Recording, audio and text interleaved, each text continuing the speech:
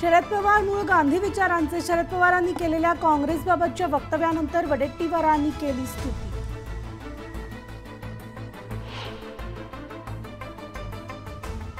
रक्षा खडसेंच्या प्रचाराला महाजनांकडून सुरुवात। रक्षा खडसेंना 5 लाखांचं लीड देऊन विजयी करणार, गिरीश महाजनांनी व्यक्त केला विश्वास।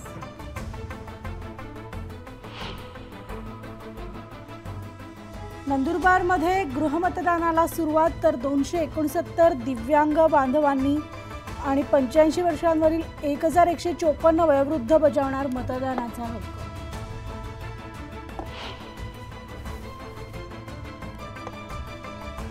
चाळीसगाव बाजार समितीमध्ये उन्हाळी कांद्याची आवक वाढली, दरामध्ये प्रति क्विंटल 400 रुपयांची वाढ।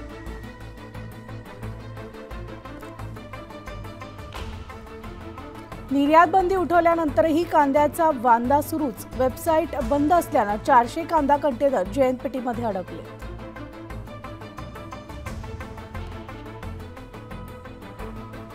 केंद्र सरकारनं कांद्यावरील निर्यात बंदी उठवली, मात्र निर्यात शुल्काबाबत अजूनही संभ्रम। निर्यात शुल्काबाबत केंद्र सरकारकडून सीमा शुल्क विभागाला ठोस निर्देश नाही।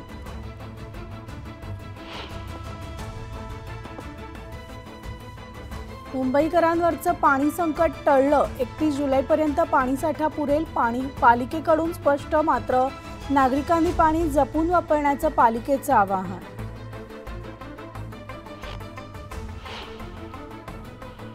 इगतपुरी त्र्यंबकेश्वर परिसरातील 7 ते 8 आदिवासी पाड्यांचा मतदानावर बहिष्कार, मूलभूत सोयी सुविधा मिळत नसल्यानं नागरिक संतप्त।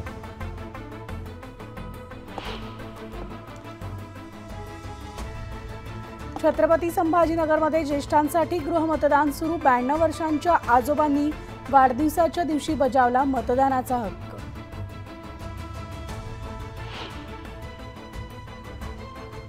पाणी नाही मग मतदानही नाही, वैजापूर तालुक्यातल्या 5 गावांमधील ग्रामस्थांचा मतदानावर बहिष्कार, तर नांदूर मधमेश्वर पाटबंधारे विभाग कार्यालयावर महिलांचा हंडा मोर्चा।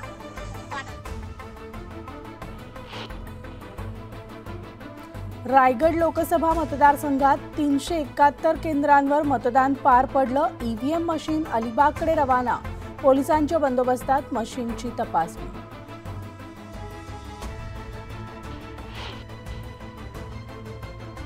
विदर्भामध्ये अवकाळीसह गारपिटीचा इशारा, तर नागरिकांनी काळजी घेण्याचं प्रशासनाचं आवाहन।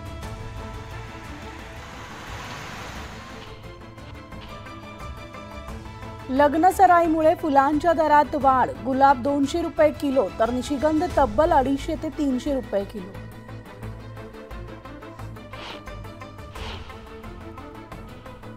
कणकवलीमधील नाटाळमध्ये तंटामुक्ती अध्यक्षालाच केली मारहाण, तिघांविरोधात पोलिसांमध्ये गुन्हा दाखल।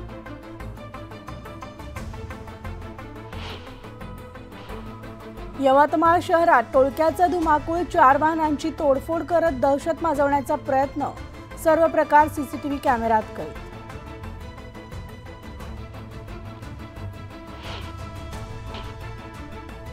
टोल कर्मचाऱ्यांनी अरेरावी केल्यामुळे संतप्त स्थानिकांनी फोडला टोलनाका, टोलनाक्याचं मोठ्या प्रमाणात नुकसान।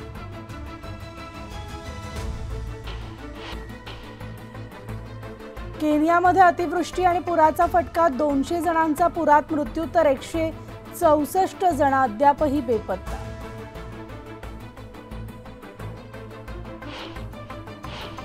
आणि इस्रायल हमास युद्धाचा फटका, नज्जर हॉस्पिटलचे सगळे विभाग रिकामे।